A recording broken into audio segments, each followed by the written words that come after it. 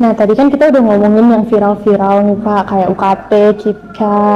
Nah, sekarang tuh Caca mau nanya, menurut Bapak, apa aja sih yang menyebabkan kegagalan dalam perkuliahan? Mahasiswa gagal Mm-mm. kuliah. Oke, dia bicara mahasiswa yang gagal kuliah, artinya mungkin dia tidak lanjut lagi gitu ya.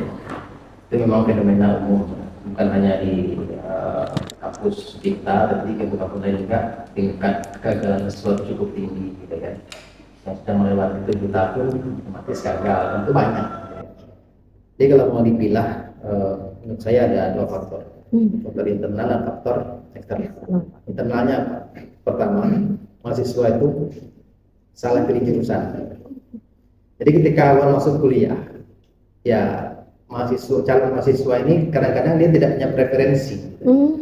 Mau kuliah tuh mau kuliah apa dan kenapa gitu kan. Kebanyakan kan masih bicara karena teman gitu kan, atau yang sedang tren dan sebagainya masuk gitu kan.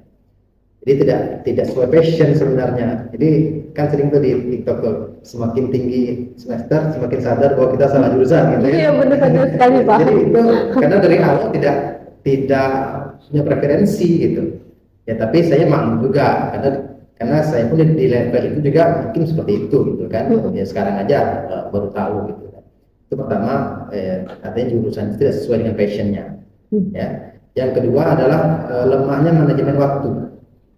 Kan kuliah ini kan kita ini ya, kuliah itu waktu kita kan tersita kan, kuliah, bertugas ya dan lain sebagainya, belum lagi organisasi gitu kan. Nah kadang-kadang tuh manajemen waktu itu yang tidak dimiliki. Mungkin terlalu prioritas untuk organisasi, kuliahnya terbengkalai. Iya benar sekali. Nah itu banyaknya gitu. Jadi kalau bagi saya tuh saya tidak marah, organisasi itu bagus. Karena saya menganjurkan mahasiswa itu organisasi sesuai dengan minat dan bakatnya.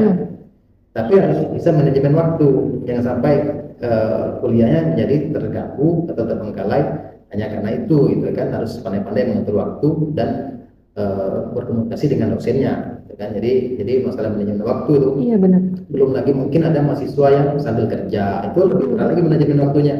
Kalau nggak pandai-pandai nanti karena fokus kerja kuliahnya terbengkalai. Iya benar. Nah itu atau fokus kuliah kerjanya terbengkalai. Sementara mahasiswa itu ya mungkin dia mandiri kan, biaya kuliah dan kerja. Ini kadang-kadang menjadi problem juga kan.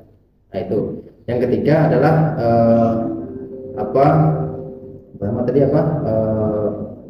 tadi ada faktor dari internal ya eksternalnya. Internal tadi apa? Kalau faktor internal tadi mungkin dari hal-hal waktu dia tidak ada preferensinya. Preferensi untuk pilih jurusan. Iya benar. Habis itu manajemen waktu yang tidak bagus. Ketiga adalah ketiga mahasiswa itu tidak mampu untuk melawan tekanan-tekanan yang datang. Oh, dari pengaruh mungkin ya Pak. Tekanan, soalnya gini, kan selama kuliah ini tekanan itu kan banyak tuh. Iya benar-benar. Tekanan harus berpikir untuk membuat tugas. Benar sekali Pak. Berpikir, apalagi kalau masih di tingkat akhir nih. Iya. Tingkat akhir nih KKN itu udah kan penuh tekanan juga. Bagaimana kita bisa sukses itu kan. Lalu belum lagi skripsi, ini tekanan yang paling berat nih. Skripsi ini kan, ya karena harus sekali 2 kali bimbingan. Kena coret dosennya langsung ngedown. Iya, udah ngedown ya Pak ya. Itu sebulan datang lagi gitu kan. Nah, itu bisa gagal juga lama-lama kan. Ada tuh mahasiswa bimbingan dosen lain dan kita sini bimbingannya setahun sekali. Hari ini bimbingan, tahun depan lagi itu tahun depan lagi. Jadi udah 7 tahun tuh mau bimbingan aja gitu. Nah, itu udah kayak hari raya gitu ya Pak ya. Itu internal. Nah, ada faktor eksternal. Eksternalnya apa? Kurangnya dukungan sosial. Oh, seperti itu ya, benar sekali. Dukungan sosialnya maksudnya ini dari keluarga dan dari teman-teman. Bisa jadi mungkin orang tua dan keluarga tidak bisa support anak itu untuk kuliah. Support itu kan ada 2, ada support material dan moral gitu kan. Ya mungkin materialnya ada support, moral juga tidak gitu kan. Nah minimal kan ada support gitu. Teman-teman, apa pengaruh dari teman-teman? Kadang-kadang kita mahasiswa berteman dengan teman-teman yang tidak kuliah. Oh, jadi terpengaruh ya Pak? teman-teman tiap malam kumpul-kumpul sampai begadang-gadang masuk pagi ya, yang nggak kuliah kan tidur aja kan, Iya, akhirnya nggak kuliah karena ketiduran. Iya. Jadi faktor sosial itu juga pengaruh. Jadi kira-kira menurut saya itulah ya, faktor internal Dan faktor eksternalnya ya Pak. internalnya itu tadi masalah jurusan, lalu manajemen waktu, dan harus buat ada tekanan gitu kan.